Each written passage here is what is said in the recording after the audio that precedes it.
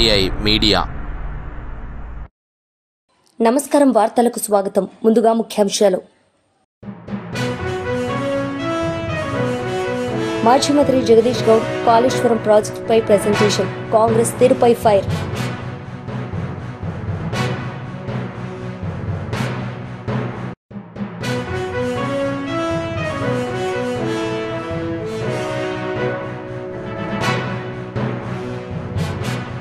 Polit bureau సభ్యులు Varla Ramayya media సమావేశం. పలు అంశాలపై వివరణ.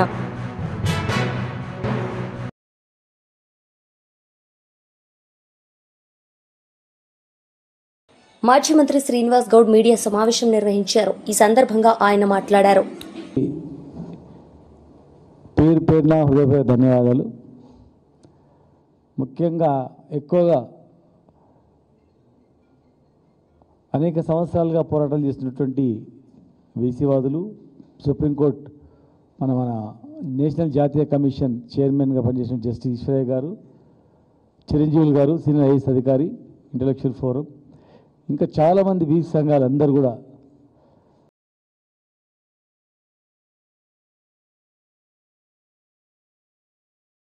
వచ్చినందుకు మరి వారందరికీ పేరు పేరున హృదయపూర్వక ధన్యవాదాలు తెలియజేస్తూ, ఒక పక్కన వేలాది మంది నిన్న ధర్నాకు వచ్చి వాళ్ళ అభిప్రాయాలు చెప్పారు. మంచి మంచి అడ్వకేట్లు, న్యాయ కోవిదులు, ఐఏఎస్ అధికారులు, మాజీ ఐఏఎస్లు ఎంతోమంది కూడా మాకు సూచనలు, సలహాలు ఇచ్చారు. ఈ భారతదేశం ఒక రాజ్యాంగం ఉంది. డాక్టర్ బాబాసాహెబ్ అంబేద్కర్ గారు రాసిన రాజ్యాంగం గవర్నర్కు ఆర్డినెన్స్ పంపింది. అరే మేము అన్నదానిలో వాస్తవం కాదా? మమ్మల్ని నిలిచాడితే మేము కూడా చెప్తాం. సరే, మమ్మల్ని ఒకవేళ పార్టీ పరంగా మీరు ఆలోచన చేస్తే అక్కడ సుప్రీంకోర్టు జడ్జి గారు ఉన్నారు, మంచి అడ్వకేట్ ఉన్నారు. సుప్రీంకోర్టు నుంచి వచ్చిన ఇద్దరు కూడా అడ్వకేట్లు కూడా వచ్చారు. నిన్న వాళ్ళని పంపిస్తుంటివి, అధికారులను పంపిస్తుంటివి, మాట్లాడుతుంటివి. అరే ఇది ఎక్కడి న్యాయం? ఇప్పుడు ఇవాళ పెట్టి రేపే ఇస్తున్నట్లు హడావుడి చేయడం. ఇవాళ వాళ్ళు చేస్తున్నటువంటి ఆర్డినెన్స్ December 15, 2018లో మేము ఇచ్చినటువంటి ఆర్డినెన్స్. దీన్ని సవరణ చేస్తూ వాళ్ళు ఇందులో అంశాలు ఏం పరిగణలోకి తీసుకోకుండా మళ్ళీ ఆర్డినెన్స్ పంపించారు. చాలా విచిత్రంగా ఉంది. ఎవరైనా వేరే స్టేట్లో చూస్తే నవ్వుతారు. సాయంత్రం ప్రొవోక్ చేస్తారు అసెంబ్లీని, ఇమీడియట్గా గవర్నర్కి పంపుతారు. అంటే దురుద్దేశం ఎట్లా అనిపిస్తుంది చూడండి. అదే అసెంబ్లీలో చట్టాన్ని తయారు చేసిండ్రు, అదే అసెంబ్లీలో తయారు చేసిన చట్టాన్ని ఇదే గవర్నర్కి పంపించిండ్రు. గవర్నర్కు ధన్యవాదాలు తెలిపిండ్రు. సంతకం పెట్టి ప్రెసిడెంట్ ఆఫ్ ఇండియా పంపినందుకు ధన్యవాదాలు గవర్నర్ కలిసి చెప్పిండ్రు. ప్రెసిడెంట్ ఆఫ్ ఇండియా దగ్గర ఉంది. ఒక్కనాడన్న ప్రెసిడెంట్ ఆఫ్ ఇండియాని కలిసి మీరు ఇది ఆమోదం తెలపండి అని చెప్పి మేము మాట్లాడిందా? గవర్నర్కు ధన్యవాదాలు తెలిపినారు. గవర్నర్ సంతకాకం కాకముందే ఢిల్లీలో పెద్ద ధర్నా చేశారు. మేము అందరం అనుకున్నాం, బాబు ఎంత చిత్తశుద్ధి ఉంది రాహుల్ గాంధీ గారికి, ఎంత పెద్ద డైరెక్షన్ ఉంది, ఇంకా అయిపోయింది, తమిళనాడు కన్నా ఇంకా తొందరగా అయ్యేటట్లుంది, వాళ్ళు అప్పుడు ఇంకా లేట్ అయిందని అనుకున్నాం. కానీ ఇవాళ అక్కడ అడగలేదు, ప్రధానమంత్రిని కలవలేదు, ఏం చేయలేదు. ఒకవేళ మీరు ఆపి రేపు 21 నుంచి పార్లమెంట్ సమావేశాలు ఉన్నాయి. మా రాజుగారు, మా వద్దిరాజని చెప్తున్నాడు పార్లమెంట్లు సమావేశాలు ఉన్నాయి. కనీసం మరి ఆ పార్లమెంట్ సమావేశంలో మీరు కొట్లాడి తాడోపేడో తేల్చుకొని వచ్చి ఇగో మేము ప్రయత్నం చేసినామని చెప్పుకుని లేకుండా మీరు ఇంత బహిరంగంగా మోసం చేయడం అనేది ఎంతవరకు న్యాయం? అక్కడ మాట్లాడలేదు, అడగలేదు, చేయలేదు. అసలు దీనివల్ల ఎంత విరుద్ధంగా ఉంటుందంటే, ఒకసారి అసెంబ్లీలో బిల్లు పాస్ చేసి ఎందుకంటే క్లియర్గా మేము 34% పెంచినటువంటిది ఇక్కడ ఉంది. గవర్నమెంట్ నుంచి నిర్ణయం తీసుకున్నది. దీనికి అమెండ్మెంట్ చేస్తూ దీనికి ఇంప్లిమెంట్ చేయడానికి మేము సిద్ధమవుతుంటే స్వప్నారెడ్డి గారు అయినటువంటి కాంగ్రెస్ పోలిట్ బ్యూరో సభ్యులు వర్ల రామయ్య మీడియా సమావేశం నిర్వహించారు. ఈ సందర్భంగా ఆయన మాట్లాడారు. గమనించారు కనుక అతను నువ్వు వద్దురా బాబు అనుకొని చంద్రబాబు గారి నాయకత్వంలో అధికారాన్ని ఒప్పగించడం జరిగిందని చెప్పుకొని నేను తెలియజేస్తూ ఉన్నా. ఈ అవినీతి డబ్బు ఎలా వెళ్ళింది, ఎక్కడికి వెళ్ళింది, ఎవరికి రీచ్ అయింది? సింపుల్ అండి. దీనికి ఒక ఆలోచన అక్కర్లా, ఎక్కడ వెళ్ళిందని ఆలోచన అక్కర్లా. ఒక దొంగల ముఠా ఉంటుందండి, ఒక కంజర్ భట్ టీం ఉంది, లేకుంటే మనందరికీ వాడుకలు ఉండే పేరు స్టోర్పురం. గతంలో అంతా, ఇప్పుడు అంతా స్టోర్పురం కూడా చేంజ్ అయిపోయింది. It's okay. నేను పోలీస్ ఆఫీసర్ ఎన్నోసార్లు వెళ్ళాము, అక్కడ రైడ్ చేశాం. ఇప్పుడు చాలా మార్పు వచ్చింది. గతంలో స్టోర్పురం టీం ఉందండి. ఆ దొంగల ముఠాకి ఒక నాయకుడు ఉంటాడు. ఎవరు దొంగతనం చేసినా ఈ నాయకుడికి తెలియాలి, నాయకుడి దగ్గరకు రావాలి. అది నాయకుడి దగ్గరకు వచ్చిన నాయకుడు అప్పుడు పంచుతాడు. రే చెన్నయ్య నూరా నీకు ఇది, పుల్లయ్య నూరా నీకు ఇది, వెంకయ్య నీకు ఇది, యేసోబు నీకు ఇది అని పెడతారు. ఈ మద్యం కుంభకోణం, do you mean to say Kasireddy ఒక్కడే కొట్టేశాడండి? 3,500 కోట్ల రూపాయలు కసిరెడ్డి అనే అతను కొట్టేస్తాడా? అతనే దాచుకుంటాడా? మీరు కూడా ఆలోచించాలి సార్. పాత్రికేయులు ఆలోచించాలి, రాష్ట్ర ప్రజలు కూడా ఆలోచించాలా. ఏం జరిగింది 5 ఏళ్లలో? ఇప్పుడు చంద్రబాబు గారి నాయకత్వంలో ఏం జరుగుతుంది, ఎలా జరుగుతుంది? బేరీజ్ వేయాలా. ఒక వ్యక్తి కొద్ది సమయంలో, ఒక అనుమానితుడు 29 సార్లు దుబాయ్కి వెళ్ళాడంటే ఏముందండి దుబాయ్లో? దుబాయ్లో ఎవరిని చూడటానికి వెళ్తారండి? వాళ్ళ అన్నం చూడటానికి వెళ్తారా? వాళ్ళ బాబాయిని చూడటానికి వెళ్తారా? వాళ్ళ బంధువుని చూడటానికి వెళ్తారా? 29 సార్లు. ఇక్కడ జగన్మోహన్ రెడ్డి గారి నేతృత్వంలో జరుగుతున్న ఆ 5 ఏళ్ల పాలనలో, 19 నుంచి 24 వరకు సంవత్సరాల వరకు 5 ఏళ్ల పాలనలో మద్యం కుంభకోణం ద్వారా కొట్టేసిన డబ్బు దుబాయ్లో ఉంది, దుబాయ్కి చేరింది. దీనికి మార్గదర్శకత్వం వహించింది రాజు కసిరెడ్డి. ఎవరి కసిరెడ్డి? ఏమన్నా బయటోడా? ఎవరు పెట్టారు ఇతన్ని? ఇతనికి ఆంధ్రప్రదేశ్ రాష్ట్ర ప్రభుత్వానికి ఏమిటి సంబంధం? ఎక్కడి నుంచి వచ్చాడు వీడు?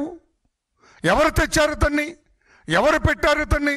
ఎంతటి బాధ్యతాయుతమైన బాధ్యతలు ఇతనికి ఎవరిచ్చారు? మీరు కాదా జగన్మోహన్ రెడ్డి గారు? మీరు ఎస్ అనకుండా, మీరు ఓకే అనకుండా, మీరు సై అనకుండా, మీరు ఇట్లా బొట్టనీళ్ళు ఇట్లా పెట్టకుండా అతనే చేస్తాడండి? రాష్ట్ర ప్రజలు నమ్ముతారండి? ఇట్లా పెడితే, ఇట్లా పెట్టకుండా చేశాడండి? కొట్టేశారా అతను? నేను అందుకే అంటున్నాను, నేను నాయకుడికి తెలియకుండా చేస్తారా? 3,500 ఏదో 10 రూపాయలు 20 రూపాయలు తిన్నాడంటే అర్థం ఉంది. ఎంత ఘోరం అంటే, ఎంత ఘోరం అంటే, ఎందుకు వెళ్తున్నారు వీళ్ళంతా మాటికి దుబాయ్? ఈ కసిరెడ్డి అనేవాడండి, మీ అందరూ గమనించాలి సార్. రాష్ట్రపతి, నేను ఎందుకంటే ఈరోజు నాకు ఈ సబ్జెక్ట్ కూడా లేదు, అయినా నేను వచ్చాను చెప్పాలి కదా అని. జగన్మోహన్ రెడ్డి గారు ప్రెస్ మీట్ చూసిన తర్వాత ఆశ్చర్యం వేసేది నాకు. ఏం మాట్లాడినాడు ఆయన? శుద్ధ పూసలు, నీతికి మారుపేరు వీళ్ళందరూ. ఏమి జరగలే. 5 ఏళ్ల పాలన నాది, సత్యహరిశ్చంద్రుడి పాలన, రామరాజ్యం నాది, అవినీతి రహిత పరిపాలన అన్నట్టు ఆయన చెబుతూ ఉంటే ఆశ్చర్యం వేసి, బాధేసి, ఒకవేళ రాష్ట్ర ప్రజలు ఎవరైనా అతని మాటలను నమ్ముతారేమన్న భయంతో వచ్చాను నేను ఇప్పుడు ప్రెస్లో మాట్లాడటానికి. ప్రెస్లో అతను మాట్లాడిన మాటలన్నీ అబద్ధమని చెప్పడానికి వచ్చాను నేను. రుజువులతో సహా మీకు చెప్పడానికి వచ్చాను నేను. రాజు కసిరెడ్డి దుబాయ్ వెళ్ళాడు. ఏ పేరుతో వెళ్ళాడండి? నేను ఒకటే సార్, మీరు చెప్పండి. ఒక మనిషి పేరు మార్చుకొని దొంగ పాస్పోర్ట్ తోటి విదేశాలకు వెళ్ళి తిరిగి వచ్చాడంటే అతను నీతిపరుడు అని చెబుతారా? అనుమానితుడా? చెప్పండి సార్, పాత్రికేయులారా మీరు. ఆ రాజు కసిరెడ్డి అనేవాడు అరెస్ట్ అయిన రోజున ఎవరి పేరుతో వెళ్ళాడు దుబాయ్? ఏ పేరుతో వెళ్ళాడు దుబాయ్? వారి దగ్గర ఉన్న పాస్పోర్ట్ ఏమిటి? ఏ పేరుతో ఉంది? నిజాయితీపరుడా? నిజాయితీపరుడు మారు పేరుతో పాస్పోర్ట్ పెట్టుకుంటాడండి? నిజాయితీపరుడు మారు పేరు. మాజీ మంత్రి జగదీష్ గౌడ్ కాళేశ్వరం ప్రాజెక్టుపై ప్రెజెంటేషన్ ఇచ్చారు. ఈ సందర్భంగా కాంగ్రెస్ ప్రభుత్వ తీరును ఎండగట్టారు. అక్కడి నుంచి ఇక్కడి వరకు ఉమ్మడి కరీంనగర్ జిల్లా కావచ్చు, ఉమ్మడి వరంగల్ జిల్లా కావచ్చు, ఉమ్మడి నల్లగొండ జిల్లా కావచ్చు, ఉమ్మడి మెదక్ జిల్లా కావచ్చు, నిజామాబాద్ జిల్లా కావచ్చు, ఇవాళ కరువు కోరలతో ఇబ్బంది పడుతున్న తెలంగాణ రైతాంగం కన్నెపల్లి పంప్ హౌస్ ప్రారంభం చేస్తే 4 రోజుల్లోనే నా సీతారాం తండకు నీళ్లు చేరుకుంటాయి, చివరి ప్రాంతానికి నా బసవపూర్కు నీళ్లు చేరుకుంటాయి, ఎస్ఆర్ఎస్పికి పోచంపాడు కూడా నీళ్లు చేరుకుంటాయి. అది వాస్తవం. ఒక్కసారి మనం అక్కడ ఏముందో నిన్న మొన్న నేను పోయి చూసి వచ్చిన, పరిశీలన చేసి వచ్చిన, ఒకసారి చూద్దాం. ప్రారంభం చేయండి.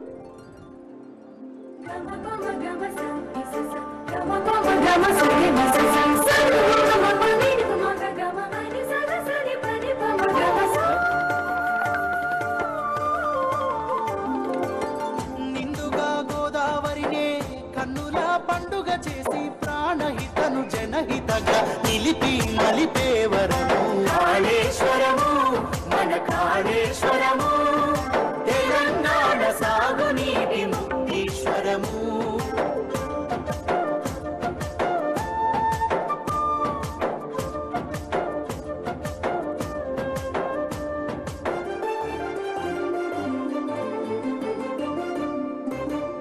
శివుని అభిషేకపు జలమే జీవధారలై కాళేశ్వర ప్రాజెక్టులు హరహరయని పొంగగా అడిగి నోచుకోని వీళ్ళ తనువులు పులకించు వేళ మన ముఖ్యమంత్రి కేసీఆర్ మొక్కులు ఫలించగా కాళేశ్వరము, జల కాళేశ్వరము, కేసీఆర్ కలల పంట కాళేశ్వరము.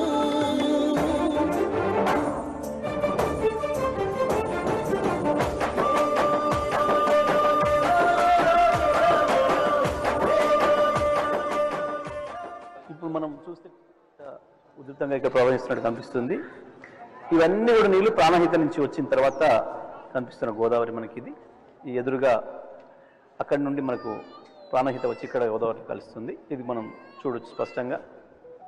అయితే ఇప్పుడు మనం పైనుంచి వెళ్ళి అటువైపు వెళ్తాం. ఇప్పుడు ఇక్కడి నుంచి వెళ్ళి అన్నారము, సుందిల్లా, ఎల్లంపల్లి అక్కడ నీళ్లు కనపడవు మనకి. ఇప్పుడు చుక్క నీళ్ళు కూడా ఉండవు. ఇక్కడ మాత్రం ఇంత పెద్ద ఎత్తున దాదాపు 7 లక్షల పైగా క్యూసెక్ల నీళ్లు మనకు ప్రవహిస్తూ కనబడుతూ ఉంది. ఇక్కడ ఈ ముందే మనం ఇక్కడి నుంచి పోతాం. దీనికి 1 కిలోమీటర్ అవతలోనే మనం ప్రారంభించుకున్న కాళేశ్వరం మొట్టమొదటి pump house, Kannepalli pump house ఇక్కడే ఉంటుంది. మనం ఈ ఒడ్డంటే ఇట్లా నడుచుకుంటూ వెళ్తే 1 కిలోమీటర్ దూరంలోనే ఉంటుంది. మనం కిందికి వెళ్తే మనం కనపడుతున్న బ్రిడ్జ్ తర్వాత 12 కిలోమీటర్ల కిందికి వెళ్తే అక్కడ మన మేడిగడ్డ బరాజ్ అక్కడ ఉంటుంది. వచ్చిన తర్వాతనే గోదావరి లైవ్ రివర్ అవుతుంది.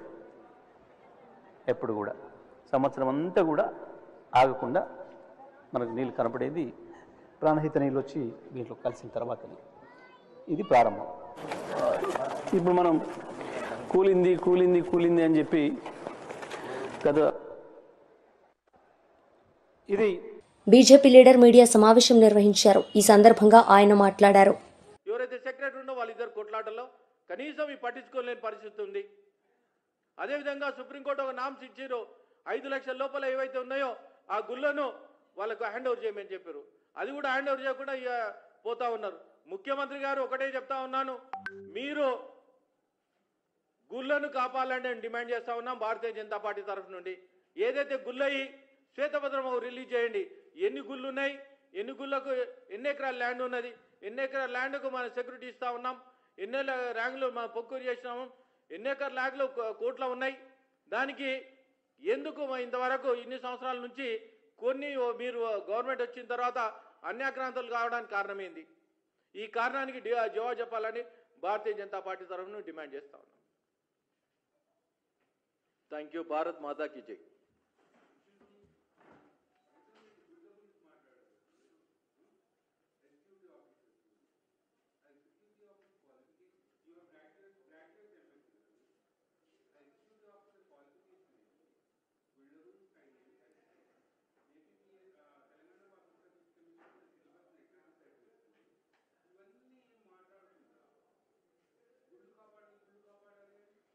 గుళ్ళకి ఏమవుతుందంటే ఒక ఈవో చిన్న ఎగ్జాంపుల్ చెప్తాను. కీసర ఉన్న ఈవో తీసుకుపోయి బాసాలో వేసారు. ఇక్కడ ఏదైతే కర్మన్ ఘాట్ హనుమాన్ టెంపుల్ ఏదైతే ఉందో 7 ఎకరాలు ప్లస్ 3 ఎకరాలు ఇంతవరకు కోర్టులో ఉంది. ఆ కోర్టులో ఇన్ టైంలో సబ్మిట్ చేయకపోతే అన్యాక్రాంతం అవుతుంది.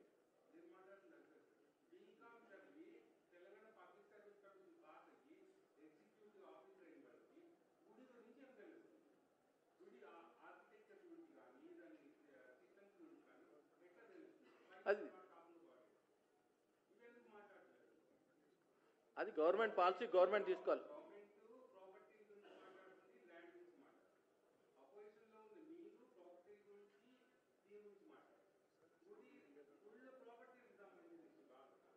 ఏది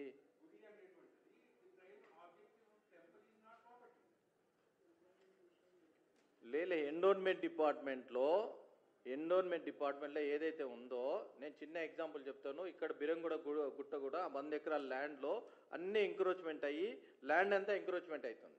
ఈ ఎంక్రోచ్మెంట్ కాకుండా కాపాడాలంటే అక్కడ తగిన సిబ్బంది లేకుండా వాళ్ళు ఏమంటారంటే సిబ్బంది ఒక్కటే ఉంటున్నాడు, నేను కాపాడలేకపోతున్నాను అని వాళ్ళు చెప్పడం జరిగింది.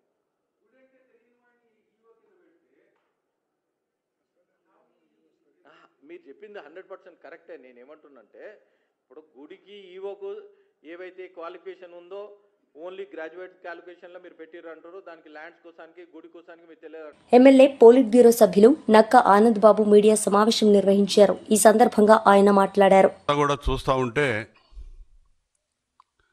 పాత సినిమాలో రాజనాల క్యారెక్టర్ గుర్తొస్తూ ఉంది.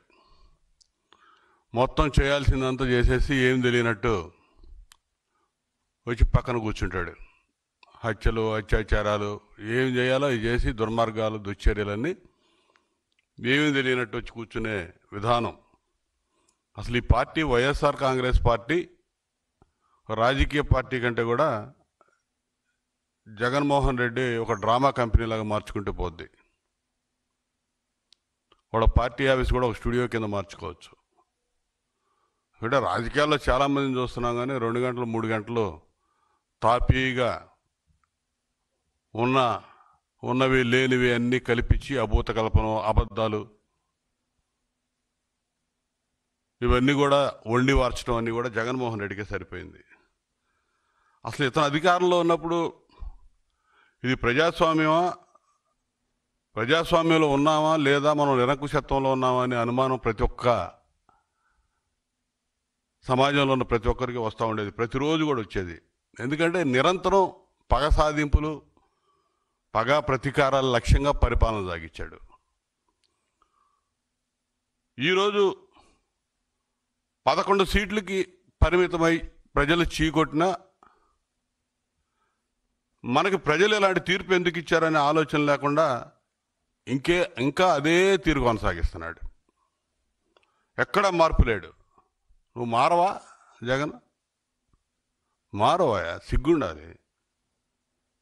11 సీట్లకి నిన్ను పరిమితం చేస్తే నువ్వు ఇంక ఇప్పుడు కూడా ప్రతి దానిలో మేము చేసే ప్రతి పరిపాలనా విధానంలో నీచపు ఆలోచనలు చేస్తూ ఉంటావు, నీచ రాజకీయం చేస్తూ ఉంటావు. ఏదో ఒకటి చేసి పబ్బం గడుపుకొని దాన్ని ఎక్స్పోజ్ చేసి అవసరం దశలో ఉన్నటువంటి నీ పార్టీని ఏదో ఒక విధంగా బతికించుకోవాలనే ఆలోచనలు ఇవన్నీ. నీ వల్ల కాదు. నువ్వు ఈ డ్రామా కంపెనీని ఏదో ఒక విధంగా నడిపించాలని చూస్తూ ఉన్నావు. అయిపోయింది. ప్రజలు నీకు ఆ రోజునే తప్పు చేసావని గుర్తించారు. ఒక్క అవకాశం ప్లీజ్, ఒక్క ఛాన్స్ అని నువ్వు రోడ్లంపడబడి తిరిగి పాదయాత్ర పేరుతో నమ్మించి అధికారాన్ని సంపాదించావు. ఒక దెబ్బకే నీ పరిస్థితి అర్థమైపోయింది. మళ్ళా నిన్ను భరించే పరిస్థితుల్లో ఆంధ్రప్రదేశ్ ప్రజలు లేరు. అది గుర్తుపెట్టుకో. అదేమంటే పోలీసుల మీద కామెంట్ చేస్తుంటావు, కౌంటర్లు ఇస్తూ ఉంటావు. అసలు సిగ్గుండాలి కదా నీకు. నిజాయితీగా పనిచేస్తున్న పోలీసులు మనోభావాలు దెబ్బతీయడానికి నిరంతరం పనిచేస్తూ ఉన్నావు నువ్వు, మీ నాయకులు, మీరందరూ. నువ్వు మాజీ ముఖ్యమంత్రి అయ్యుండి పోలీసుల మీద ఆ విధంగా దిగదారి మాట్లాడటం ఎంతవరకు సబబు? డిఐజీని పట్టుకొని మాఫియా అడ్డా అని అంటావు. మరి ఆ రోజుల్లో అంటే ప్రతిదానికి చీటికి మాటికి వచ్చే పోలీస్ సంఘాలు మరి ఇప్పుడు ఏం మాట్లాడట్లా నాకు తెలిసి. వాళ్ళు కూడా మాట్లాడాలి ప్రతిదానికి కూడా.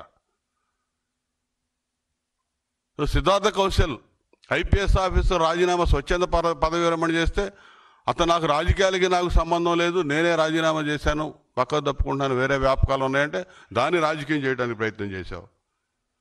నీ పాలనలో పోలీసు వ్యవస్థని పూర్తిగా నిర్వీర్యం చేశావు. అది అందరికీ తెలుసు. వార్తలు ముగించే ముందు ముఖ్యాంశాలు మరోసారి.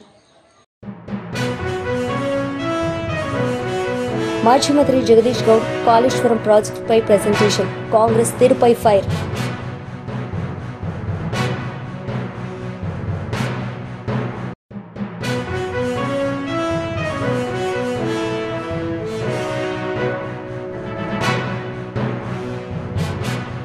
పోలిట్ బ్యూరో సభ్యులు వర్ల రామయ్య మీడియా సమావేశం, పలు అంశాలపై వివరణ.